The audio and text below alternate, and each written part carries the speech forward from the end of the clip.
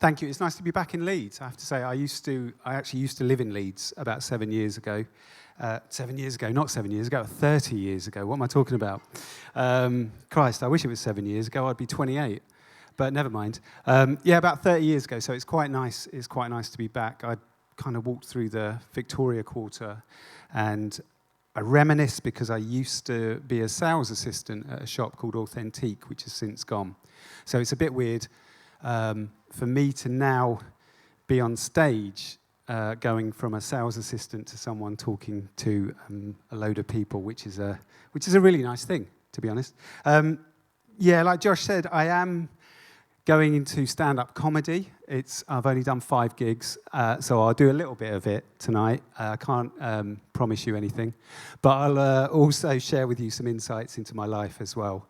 So let's get started. So I'll explain. This will make a bit more sense once I start. So first of all, a little bit about myself. I actually recently got married, and I now own basically what is the human equivalent of a pet collar on my finger. And I own the dog collar because I'm always charging in. My lovely wife owns a cat collar because she's in charge. And we got married. We had a lovely day, actually. I should actually say the reason why a lot of people don't realize why the ring is actually on this finger, by the way, is because of all the fingers on your hand, this one is the most fucking useless. And I'll explain why. I'll just put this down.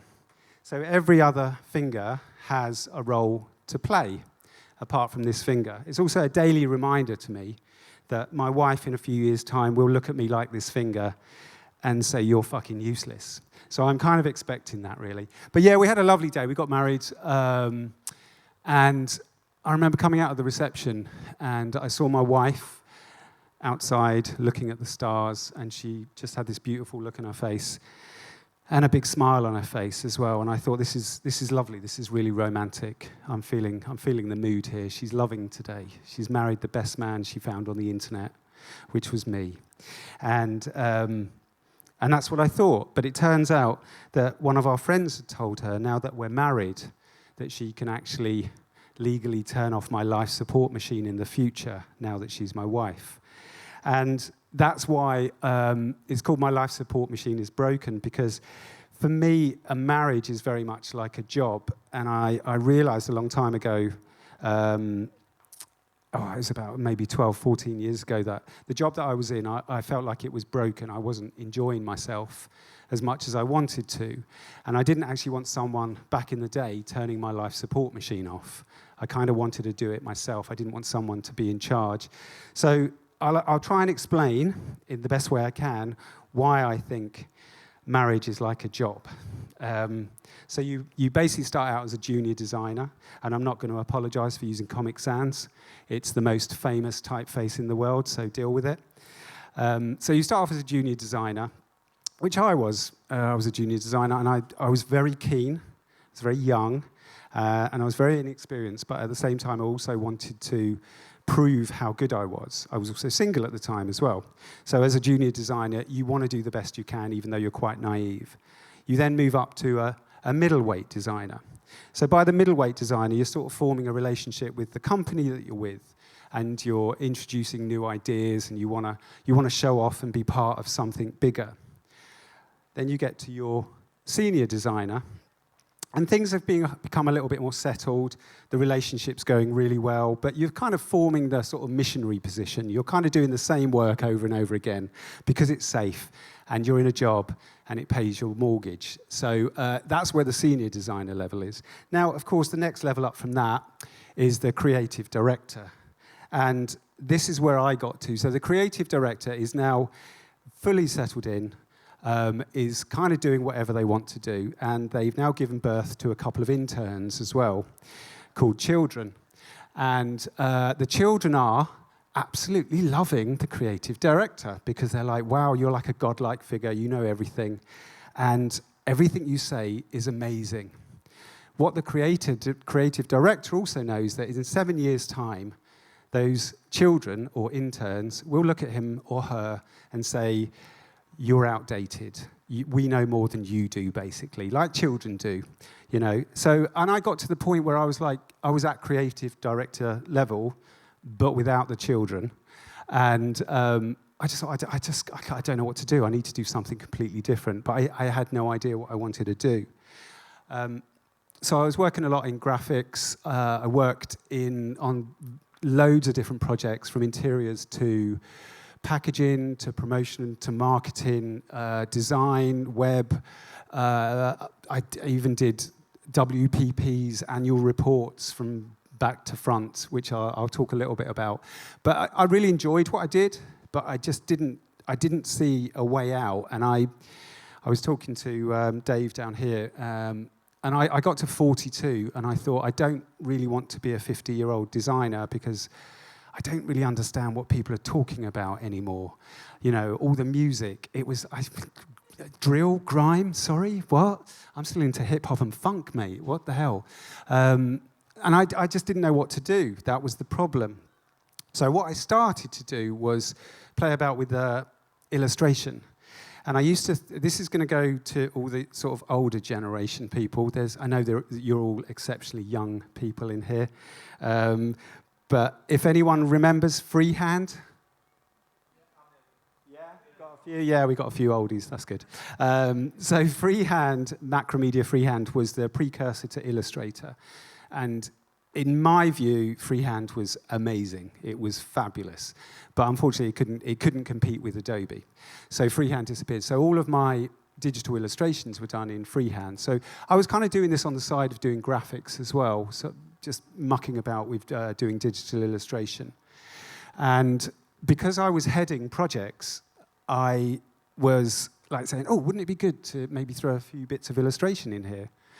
And the clients were like, oh, that's a great idea. Yeah, people weren't really using illustration as much as that in commercial work.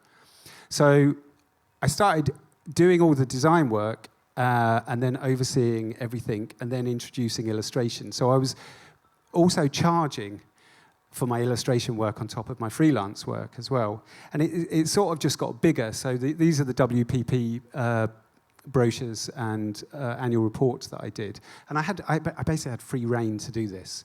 So I started mucking about with type and imagery and various things. And I realized that I really liked doing this. I liked it more than the design side of things, but I didn't know how I was going to implement this into my life. And then I discovered, does anyone know what these are? Has anyone seen these before? These are called pens. They're like magic wands, and you put the ends on paper and ink comes out of them. It's quite amazing. They're not obviously this size, because that would be weird, but it would probably help my murals if they were this size. But yeah, so I discovered pens, and I'd actually been working for an agency for about a year. I'd actually gone in there for about 2 weeks and ended up working there for a year. And I was overseeing projects for Coca-Cola and Colgate and various other big named agencies. And then Christmas Eve, we were having drinks, and I was called in, and they said, oh, Vic, yeah, we don't need you next year because the real creative director is taking back over your role because we're paying him as a full-time creative director. So I was actually doing his job. So I was actually really pissed off with this. So you do what you do. You steal loads of pens and you know, paper and stuff like that. Basically just clear out the drawers one night. And inadvertently, it was down to them that I became an illustrator, but I don't really want to say that to them. So yeah, I just thought, well, I'm going to take 3 months off. I'm not going to go back into graphics. I'm a bit pissed off with the whole thing, but I didn't know what to do. And during that 3 months, I drew my local street, which was Lordship Lane in East Dulwich. So I walked along and I photographed all of the shops along the street on Lordship Lane. And then I just freehand illustrated them, and I worked out some history. I looked up the history and then reworded everything in my style. And I got them printed. I got a friend to screen print them. And they just flew out the door, basically. I put them on a local forum. You have to remember as well that this was a little bit before kind of the social media scene really kicked off. So it was just done through a local forum called the East Dulwich Forum. I can't remember what the next slide is, so I'm just going to go on. So what I was doing at the weekend was taking these screen prints and selling them through people sending me emails. So I was driving around South London, rolled up prints in the back of my car, and then collecting cash. So my little Renault Clio had a glove box with about £1,500 in on a Saturday and a Sunday, and then I was just giving prints to people, basically. So I became a South London art dealer, not dealer. And this kind of led me on to screen print myself. So I taught myself how to screen print. So I cut out the middleman. So I was actually earning everything, which was a great thing to do. But it's also, if you've never done screen printing, I'd recommend it. It could change your life. And the whole this one street ended up being the whole of London. So this series became hugely collectible and continuously sold out of editions. They were between 200 and 500. But it just went global. People were collecting them all over the world. And I got to a stage where I just thought, well, what do I do? Do I carry on doing graphic design during the week and then just doing this at the weekends and doing shows? Or do I just call it a day? So I decided to call it a day. It's a little quote that I really like, which is quite inspirational, and it's by a very well-known entrepreneur. There is no life I know to compare with pure imagination. Living there, you'll be free if you truly wish to be. I mean, that just sums it up, doesn't it? So a big thank you to Willy Wonka, the chocolate factory owner, for that. This is really important. This is the bit that just, if you're not scared, you're not living. And I think a lot of people, a lot of us we get in this mindset that we need to be safe all the time, financially and relationship, well, everything. We just need to know what we're doing from one day to the next. And I realized when I left graphics and I went into illustration that I started living again. I started breathing. I started doing things that I wanted to do. And I started panicking as well. And it's kind of almost, it releases endorphins, if you like. You just want to do more. You also want to fail. I don't think anyone really fails if you do something. It's if you don't do something, you've already failed. So when people say, I'm too afraid to do that because I'll fail, it's like, well, you've already failed because you haven't even given it a go, really. A bit like stand-up comedy, really. I wouldn't recommend it, by the way. There's me, look, stand-up comedy, my first gig. This, honestly, the most scariest thing I've ever done. I can stand up here and I can talk about my work and it's fine. 5 minutes on stage trying to make 20 people laugh is, I think the first time I did it, I had diarrhea. I just want to share that with you. I was so scared, and every time I do it now, I'm still really scared because I have a job which is to make people laugh, but I can't guarantee I'm going to make you laugh. That's the thing. Luckily, I do sometimes. But the reason why I've got a sense of humour is because this is where I was born. Wag Bullock Rise. Yeah, this is a street. This is an actual street. I won't tell you where it is. You can look it up because I'm sure there's not that many Wag Bullock Rises around. So I was a little kid. Oh no, I wasn't actually even born. My parents, for some strange reason, chose to live here. At the end of our road, you've got Cannon Hill, Kibble Green, Manston Drive. Nice names, yeah? They chose to live on Wag Bullock Rise with 2 children. And you kind of think, well, what's the worst that can happen? Yeah, that's right, you get bullied at school. It also didn't help me that I had bright ginger hair that I used to spike up, and any time someone spoke to me, I'd go bright red like a tomato, and I was dead skinny, and I wore glasses. So, yeah, all the bullies loved me at school. It probably didn't help me that I became a mod and walked around with a target on my back as well. But you live and learn, don't you? So, yeah, Wag Bullock Rise. That was hard growing up on that. And I couldn't wait to leave, really. And then I thought, as soon as I left, I thought I put it all in my past. Never going to move anywhere like that again. Then I moved to London, and this is the street that I live on now. And like my parents, I've chosen to live here. This is a really funny one because whenever we had loads of work done on our house, and you'd speak to the builders, and obviously they're all South London, so they'll talk a bit like that, you know what I mean? Where do you live, mate? Where do you live? And it's like, oh, we live on Bellenden Road. But I don't speak like that when I talk to the builders. I go, yeah, mate, I live on Bellenden Road. My missus always takes the piss. And they go, you spell that for me, mate? And it's like, yeah. Just put Bellend down, and then EN on the end, and then invariably just laughter erupts from the phone, you know. So this is where we've chosen to live. So for me, I've got a sense of humour because of where I've flipping lived, basically. I always say basically a lot as well. So I'm going to give you a few projects as well, because I think it's really important to see that it's not just stand-up comedy and stupid streets that make me scared. This was a project that I did for the UK TV and BBC Creative down in Hammersmith. And this was an ongoing project. I actually spoke to Fiona Happiness, which is a real name, who's a lovely lady, in 2020. And obviously, shit hit the fan in 2020, so everything was put on hold. And eventually, 2 years later, the project came back up again. And I thought it'd just been parked and forgotten about.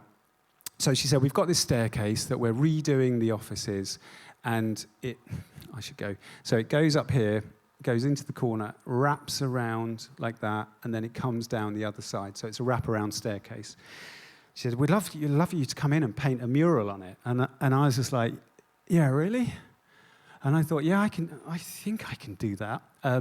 So this is what I use pens. I don't use sprays, I use pens. And to put it into perspective, that's the pen.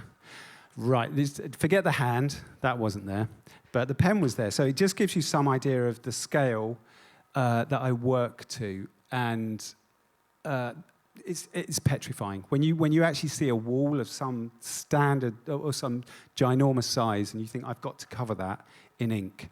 But I love it. That's the thing. It scares me. But if it doesn't scare you, you're not living. So I'm just going to show you the making of the mural. Do you like that? I put that together. It's nice, isn't it?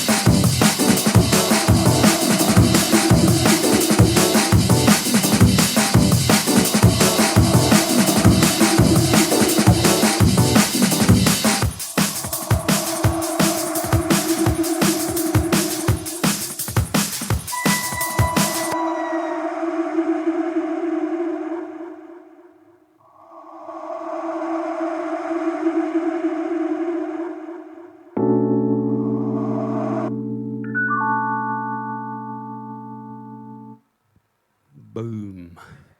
So there you go. It was a real pleasure to do, I have to say. The team that I worked with were absolutely amazing. And the funny thing is, when I did this project, I kind of heard that some of the people in the office weren't 100% sure whether this was wanted or not. And, oh, my phone's going off. Whether it was wanted or not, and they didn't know if it was going to be part of the look and feel for the company. But as soon as I started it, those people just coming up going, this is amazing, and it absolutely transforms our space. So for me, that's really amazing to hear. And another project that I did, I'm going to show you two projects, was for McLaren. So McLaren called me. I was away on, I think I was taking a break somewhere. I got a phone call from McLaren. They said, oh, hi, this is McLaren. And I was like, oh, yeah, yes. They're like, sorry? I was like, whatever, yes, I'll do the project. And they're like, yeah, but you don't know what it is. I'm like, it's a car, isn't it? And they said, well, yes. I'm like, yes, I'll do the project then. And I was just thinking it was going to be one of the supercars, which would have been amazing, especially if I got one, but I didn't. They said, no, it's not a supercar. We're actually launching into Extreme E, and we would love you to come in and draw all over the car. And I thought, yeah, this sounds fabulous. So this is what they sent me to model to, if you like. And we went into discussion. And they said, well, first of all, we need to design a T-shirt, but it's all based around the 4 biomes where Extreme E racing is. So Extreme E is electrical extreme racing, a bit like the Dakar Rally.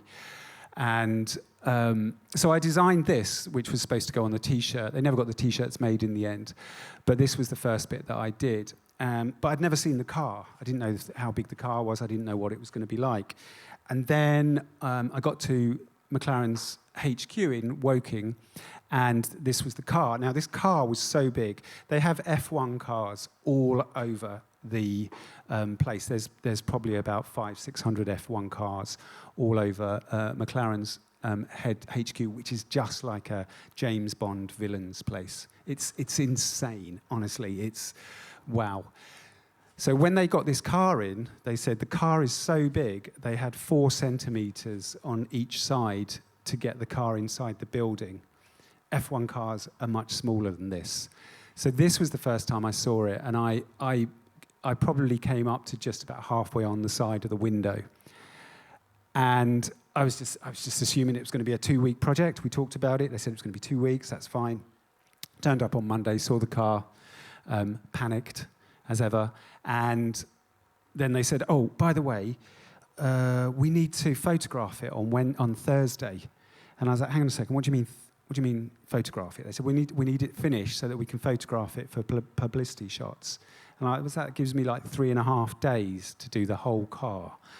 And they were like, yeah, is that going to be a problem? I'm like, yeah, no, it's fine. It's fine, I won't sleep. And this was the car. So I took the T-shirt design and then embellished it. So the entire car was tattooed from the ceiling to the bonnet, all over the place. It looked amazing. And it ended up going up to COP 26, I think I don't even know what COP it was. But I ended up meeting the King Charles, which was quite nice. He wasn't a king then, he was a prince. So a lowly prince. But he was a very nice guy. I'm not a royalist, by the way, just in case you were wondering, but he's a nice guy.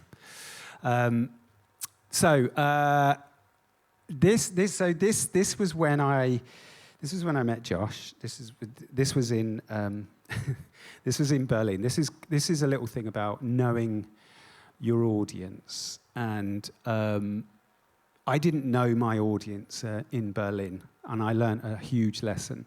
So I went along. I'd done a Beyond Tellerrand in Düsseldorf before with Mark, who runs Beyond Tellerrand, and he asked me to come out to Berlin. So I thought, yeah, I'll come out to Berlin, I'll do my thing, but I'll change it around a bit, add some new bits in. And I thought, oh, this would be fun. I can add a little bit of comedy in as well, just to see how it goes down. So that was my view. Those my lovely people in front. So there was this slide that I can't believe I'm telling you this. There was this slide. I'm still not over it. It's like 6 months ago. There was a slide that I put in at the end, and I thought this will be really fun, just because it's a bit of a talking point. So I put this slide in. It just said, asshole. Well, you can read that, can't you? Asshole. And I thought, okay, at times, it's okay to be an asshole. We've all been assholes before. We've all done something that maybe has pissed somebody off. And that's okay. We learn from our mistakes. We learn our lessons. So I stood on stage and I said, so, does anyone here think they've ever, or I'll ask the same question, actually. Does anyone here ever think they've been an asshole in the past? Look at that. Yeah, I got one. Don't be shy. 1, 2, 3, 4. Okay, now it's a tsunami. Tsunami of arseholes right there. And that's why I asked the audience, and no one put their hand up. So then I thought, well, okay, I'll ask another. I said, does anyone here, and I'll ask the same question, does anyone here know anyone Anyone else who's been an asshole that they know? Yeah, freaking everyone. And again, no one put their hand up. So I'm like, okay, I'm dying on stage here. Do you know what I mean? This is ridiculous. And I said, the reason why I'm asking is because at times it's okay to be an asshole, because without assholes, you're full of shit. So that's how I ended my talk in Berlin. And it didn't go down as well as I thought it might do. But I thought, well, I'll bring it here tonight because I thought I'll put it into context and it'll make a little bit more sense. So at least you're all honest. That's the main thing. Me, I've never been an asshole, by the way. And this is the thing, this is knowing your audience. So where I live in Peckham, beautiful Peckham, in South London, this is what you get on the shutters in Peckham. It's just graff everywhere. Everywhere you go, it's graffiti. And kind of people do stuff because they think it's well, I mean, these are just plain shutters, but I think in design generally, a lot of people do stuff without actually thinking about the end result, without the end user or the audience. They do things because they go, we're in an office, we're in a design studio, so let's just do this because, hey, this is going to be great. And I'll give you a good example of that. When I was coming here tonight, I was at King's Cross Station in London, and HSBC had put a massive kind of stand-up in the middle of King's Cross Station. And in the middle of it was a slowly rotating climbing wall. So people were rock climbing up the top of this thing. And it was along the lines of, we know it's tough and you can get help. But this was in King's Cross, talking to people that were traveling all over the place, all over Europe and everywhere. So their target audience was ridiculous. No one was paying any attention to this thing that cost shitloads of money. And they didn't realize, because they didn't know the audience that they were talking to, and that's the biggest problem. Now, the reason why I'm showing you this is because I was commissioned by a carpet company, C.W. Harris, which is Tappy Carpets, to do a Peckham piece on their shutters. And we had this internal bet, and we said, like, how long do you think it's going to be before the shutters are trashed and sprayed over? And everyone's like, 3 days, 4 days. So this has now been up for about just under 2 years, and it still looks like this, because it's actually speaking to an audience that it's relatable to. They're very proud of it. They own it. No one has touched this, and no one will touch this, because it says Peckham. And that's the thing. And another good example was this terrible picture. I don't know who took that. This was in E17 in Walthamstow in East London. Similar sort of thing. Walthamstow is a very, very rough area. It's kind of changing a lot, definitely. But this was one of the first pieces that went up, which is all about E17, and it's all to do with Wood Street, the area. So I was commissioned to do this by the council, and this was supposed to go up for 6 months. And it was only recently taken down because it was a block of flats has gone up there now. But it was up there for 9.5 years, and it was never touched. It was owned by everyone in Walthamstow. And there's a few stories attached to this, which I'll tell you about. There's a little bit about Superman on here.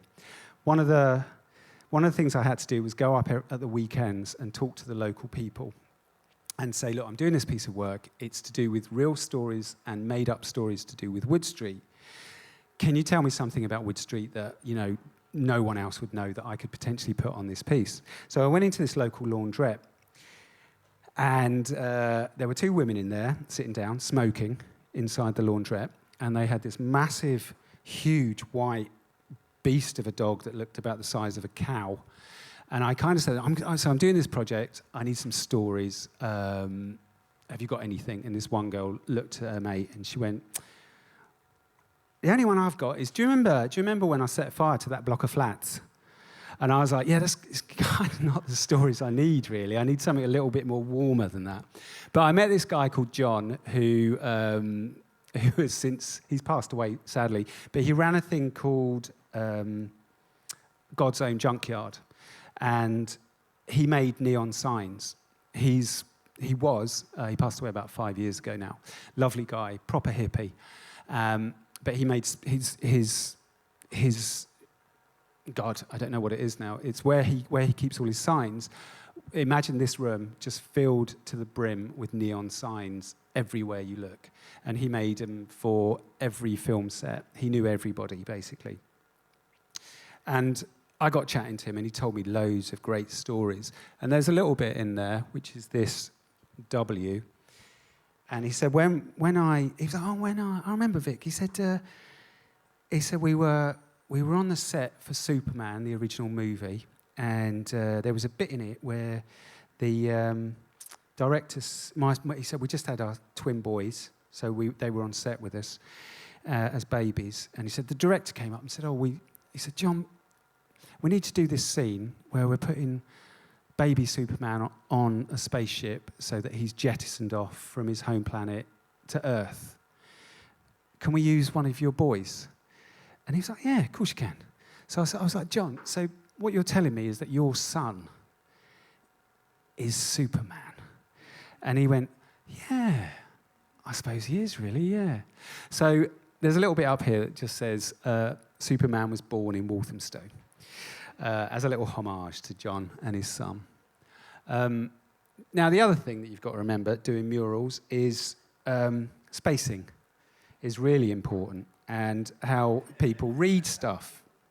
Now, this obviously says, my pen is my sword. I don't know, why are you laughing? What's wrong? Yeah, weird people at the front there. And I thought, well, okay, because of the weird people at the front, I'll make it a bit more obvious. So you draw a pen in as well, don't you? Just to sort of make it a little bit more obvious. But then, you also have to realise that, you're using a lot of different typefaces as well. This was for a snooker final, Big Flicks, the tightest of finals, just in case you can't read that. But yeah, for someone who paints murals, I have to be really aware of how things are read. These are obviously made up, but I'll give you a truism. This was for Havas London, the advertising agency. They asked me to do a wall, which was based on an Italian football manager's book called Testa Cuori Gambi, and they wanted it painted on the wall. So I did this. I call these toilet sketches because I really rush them, and then I send them over and I say, you can see what I mean. And they're like, yeah, we love it, but just one thing, it doesn't say head, heart and feet. It actually says testicles, heart and feet.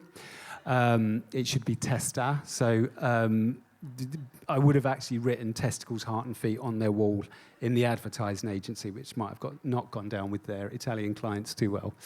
So yeah, I've got to be very careful. At times, I can slip up. I'm going to show you another one. This was another little movie. This was I did this as a freebie. Sometimes I do projects where I just want to do things that I really like doing, and this was for a show. It was for a motor art show, and I was given a radical motor car to paint. So this is what I did.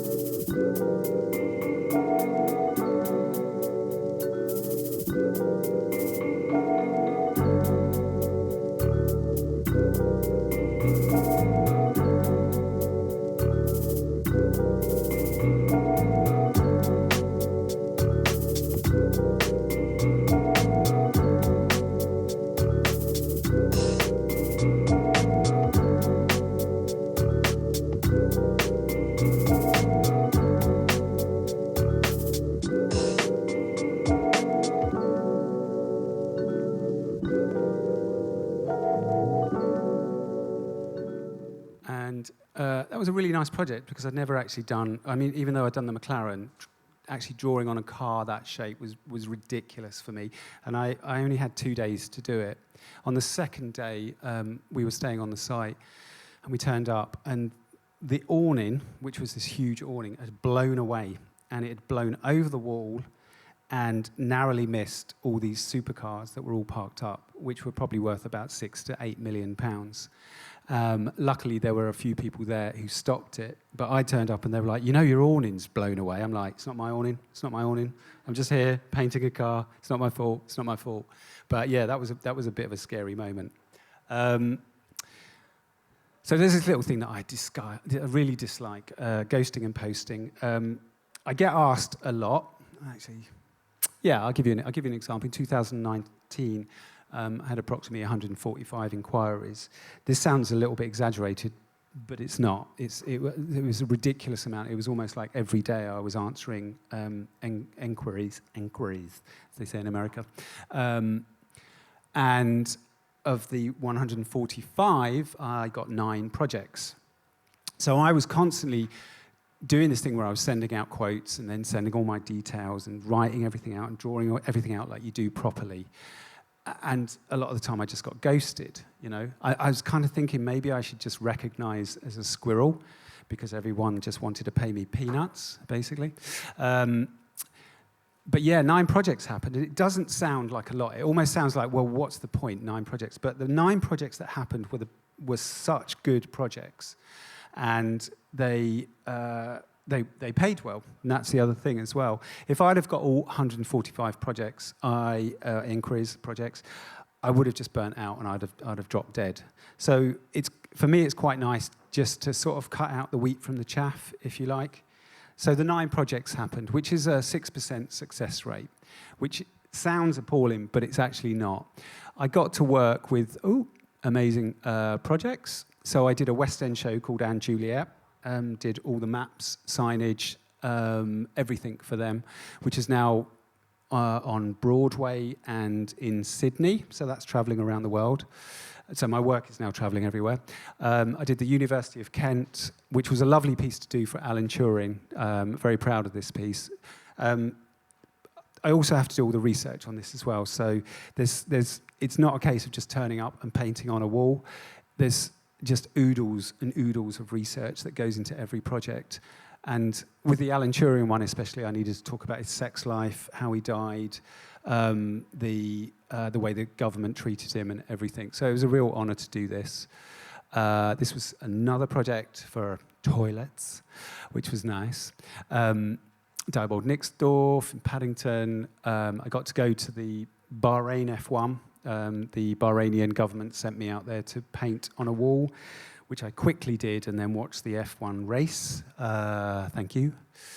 And also for Crabtree and Evelyn, I did a special edition London packaging project for them as well. And also another massive project for IM Group and also Punch. So those are all the main ones, and then kind of nice little one for this company called Manzoko in Luxembourg, which was for a kind of little logo type thing for them. But I'm always mucking around. I'm always drawing. This is the thing. And I think when you do things that you love, but you think, I want to make money out of this, it suddenly becomes something that you don't love. It suddenly becomes a chore. It becomes a job.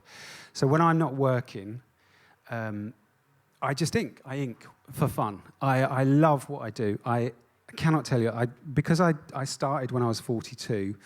I just love it. Every time someone comes to me and I get a commission, it makes me feel quite humble because people love my work and they want me to do something for them that is who I am for them. So it's a really beautiful thing for me.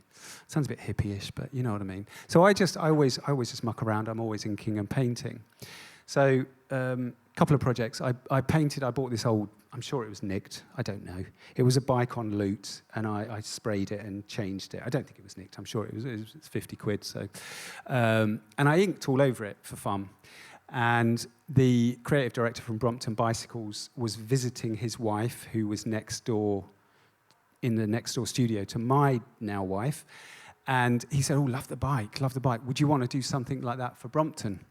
So I thought, yeah, okay, that'd be fun to do. So they gave me 2 white Bromptons to paint, which I did, and they were given away to the winners of the Brompton World Championships. But they got so much good feedback from the bikes, they then asked me if I wanted to do a limited edition 500 bike for them. So we kind of worked together. We did a bag, a print, and I did all the vinyls for the bike. And the print actually matches the serial number for the bike. So there's only 500 of them in the world.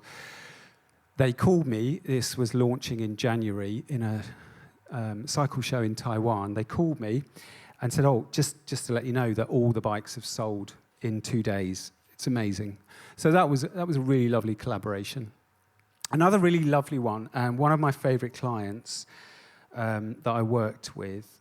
I did these 2 drawings for fun. I think I was watching my wife watching some sort of, I don't know, Love Island type thing in the lounge one day, and I was just sketching, pretending not to like it, just looking up every 5 minutes going, what's she wearing? Jesus. My girl. So I drew these for fun, and the guys at Soho Square, which is part of Coley Portobello, saw them and said, "Would you like to put a quote together for the famous grouse?" So I did, and I won this project as well. So I had this project to do, which was amazing because the famous grouse, Edrington, are such a nice client to work with. There's so much niceness there, I can't tell you. And I ended up working with them for 2 years afterwards on personal projects, which was really lovely. But this project is pretty much like the McLaren's one. If anyone's worked on packaging, you'll know that it takes between a year and a half to actually launch a project with packaging. So I picked this. I went in to get the brief. This was on a Monday to Soho Square in London. And we sat down. And I was expecting to be like, okay, we're going to have months of reworks and stuff like that. And they said, "Oh, this is a slightly different one, Vic, in the fact that there's quite a tight deadline on this one." I was like, that's fine. They said, "We're going to give you the brief today. We need sketches by Tuesday afternoon. They need to be signed off by Wednesday morning, and then we need the final artwork by Friday." And I'm like, are you shitting me? And that's like 5 days to get everything agreed, signed off, and artworked by Friday. And they said, yeah, it's just that we're trying to launch in October. So I think this was in, I don't know, July, I think, or something like that, June or July. So I did. I motored through it, and it was the tightest project I've ever done, but also one of the nicest. Really super nice. Another project was for the Tate Modern. They contacted me and said, "We love your work. Can you draw a map of London for us that we can sell in the shops?" And I thought, "Oh, the Tate, that's nice, isn't it?" And I thought, they're going to have some money, aren't they? They've got a few quid in paintings. And I said, yeah, sure. Thinking, this is it. This is my retirement plan right here. And I said, "How much have you got to spend? What's the budget?" And they said, £250. And I thought, what the hell? Has anyone been valuing your work the wrong way or something? 250 quid? And normally I would just run a mile.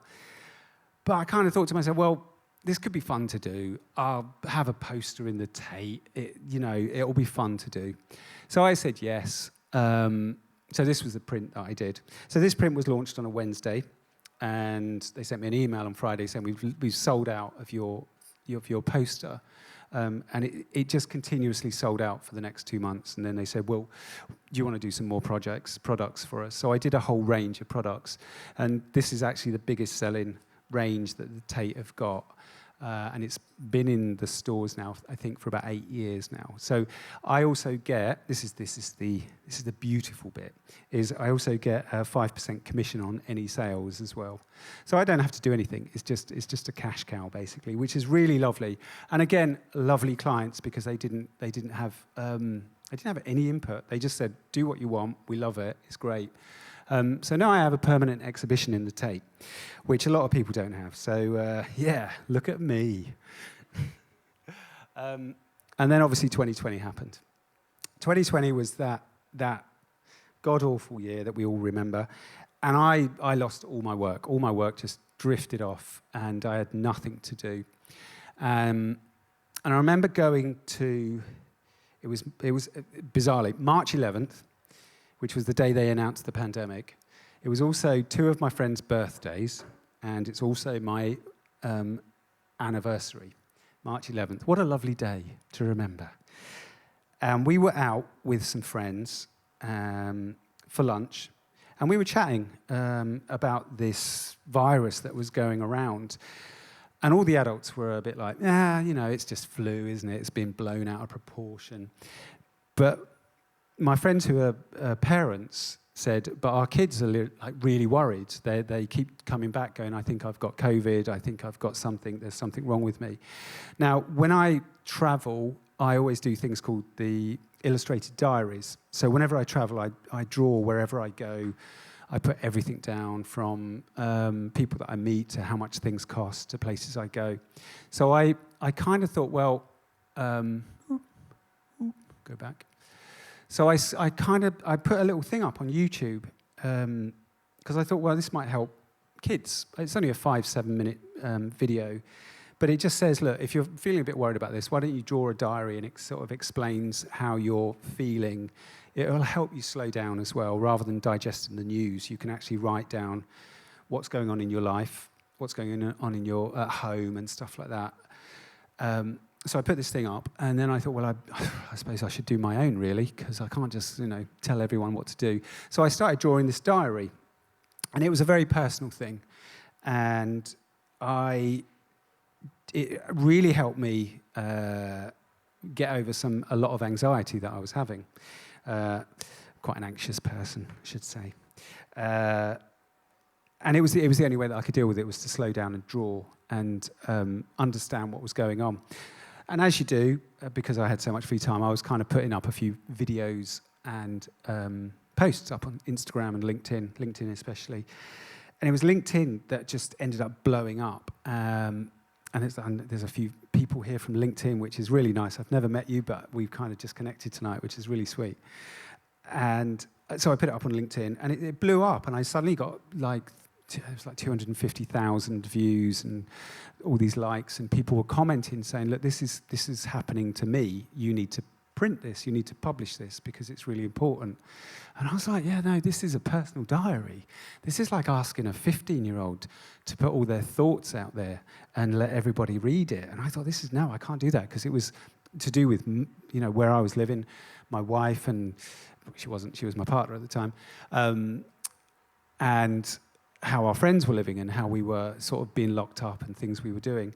And I thought, well, I've got nothing else to do, have I? I might as well just do this as a full-time thing. So I did. So every day I would read the news, and then I'd take pieces from the news, and then I'd illustrate it. And it would be anything from the most ridiculous to politics to how our friends were at school, not going to school and working from home. And it just kind of escalated. And I ended up self-publishing. I brought a book out, which was the first 6 months.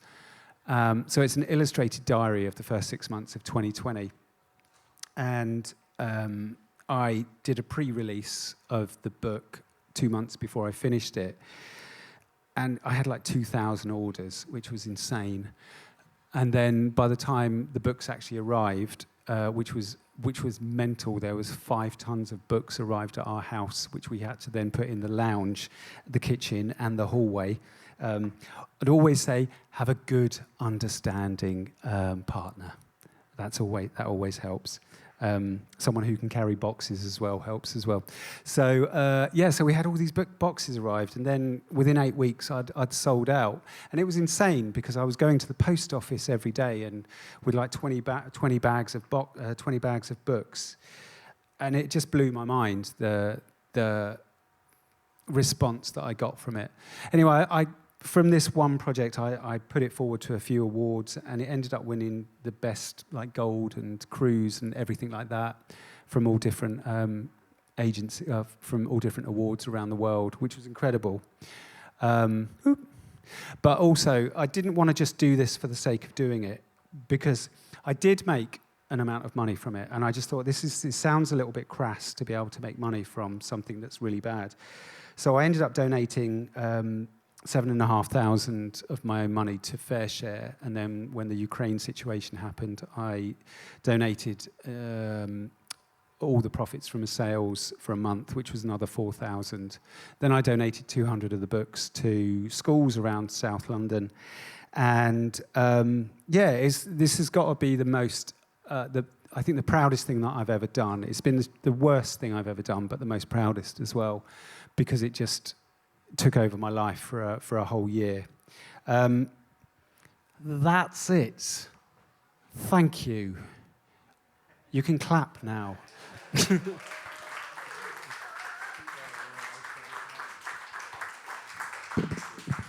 Hello. So it seems sensible before we lose you back to the south, and because it's quite a small audience we've got, we can do a bit of a Q&A for 10 minutes if anyone has any questions for Vic. If not, we can call it a night and go to the bar. But just in case, not that it's not worth listening to, obviously. But is there any questions for Vic while we've got him on stage here? Rob? Yes. Yes. What? How far away did you need to be before the smell disappeared? What smell? Oh. I wear a nappy. Yeah. No, it's... I've never been asked that question before. It's been a while. Just in case you didn't catch that, the question was, how far away do you have to be from the car to stop smelling shit? I'm going to say 3 feet. About 3 feet before someone can really smell you.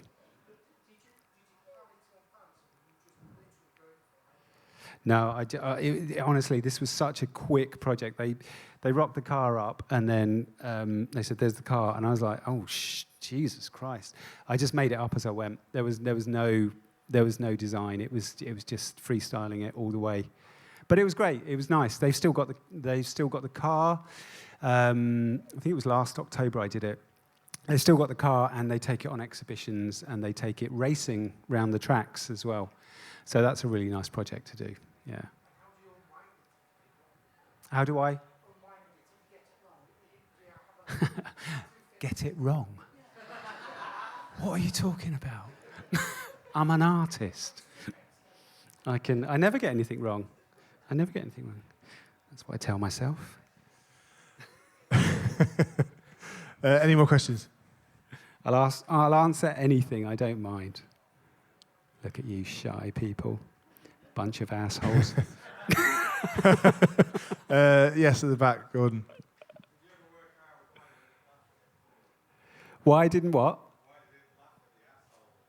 I think like you guys, really. I think it takes one person to put their hand up, and then everyone else feels a bit brave, but no one felt brave in Germany. I don't know. It's a strange one. I think Josh said he put his hand up. Yeah, I was right at the back there, and it was quite dark. But the thought was there. The thing, isn't it? It's like that. I think it's the bigger the space as well. It's like mob mentality, isn't it? You've got to get a few recruits on board. Yeah, I don't actually think I put my hand up either, so that didn't help. Yeah, at the back. Yes. Oh, that's a good question, Phil. Do you know what? It's a really tricky one, because I think I've talked to a lot of people recently, and I think the knock-on effect from COVID is worse than we expected, and I think it's people's mentality. I think it's a lot of companies' thought processes as well. And you can kind of say, oh, you know, people are reining in money, reining in funds, but there's a lot of companies that are spending money, but their thought processes have changed. And as a creative, you do feel like you're way down on the ladder, really. And I think I've got used to that. I knew I'd get to a stage where I've not pinnacled, but I knew I'd get to a stage where I'd just go, right, maybe I did everything when I should have done it, and I've done it like 100%. That's the thing. If doing what I do, I don't do things at 20%. I kind of do it at 100%. You know, my wife can attest to that. She went away to Konstfack University. She did a little swap in Sweden. When she came back, I'd covered the lounge door up, so she didn't know how to get into the lounge, because that's how I work. I just do things. Last week, I cut my hair off with a trimmer because I just came home and I went, I think I've got my hair's too long. So I just got the trimmer out and started just cutting my hair, and my wife was like, "What the fuck are you doing?" get it cut. And I said, I did. She went, no, properly, dickhead. But I do. I work spontaneously. And I think, where do I see it going now? I'll be honest with you, I'm really enjoying doing comedy. I know I'm not brilliant at it, but I've got some good material. It's not going to change my life, but it's quite nice to have something that makes me so scared every time I go up. And it challenges me, and it also means that I get out and about and go all over London. And I think that's the thing, really. I'm not the type of person that just sits down and goes, well, this is it, is it? I'm just like, okay, what else can I do? Where else can I go? I don't know. I don't care, really. I don't care. I do care, but I don't care. I've made enough money. I can retire, you know. I'm joking. I wish. Yep.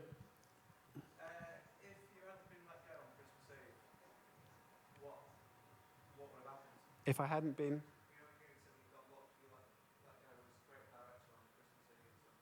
Oh, God, yeah. I mean, that was, yeah.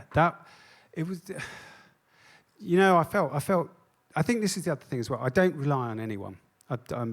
My mum died when I was 3, so my dad raised me and my sister.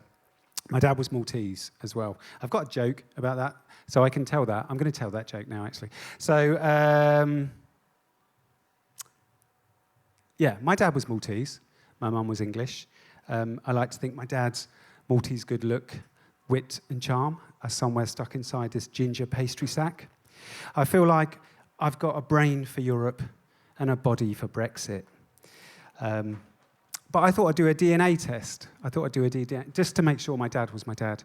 So I did a DNA test, and it came back, and it turned out that my ancestors had ravaged the world. So it came back as West Asian, West African, Iberian, Sardinian, English, Scottish, Welsh. This is all true, by the way. Ashkenazi Jewish, and 3% Nigerian. It's very confusing looking like this, knowing that everything inside of me is despised by the Daily Mail and half of the USA and Kent. So anyway, that was my joke about, you know. So yeah, I stopped relying on people. I just stopped relying on people from a very early age. I became very self-sufficient. I think at Christmas time, when they said, we don't need you anymore, I'll give you the background. So this guy who was the creative director was shit, basically, but he was also best mates with one of the directors, which is how he got the job. And then I came in as a freelance graphic designer, and then I just ended up heading up all of his projects. And they were winning loads of work. They won loads of work. And I ended up overseeing the other graphic designers on projects as well. So everything was great. And then, yeah, then Christmas Eve, they were just like, look, we need to get this guy back on board who we're paying, who's our mate, so we need to get Vic out the door as soon as possible.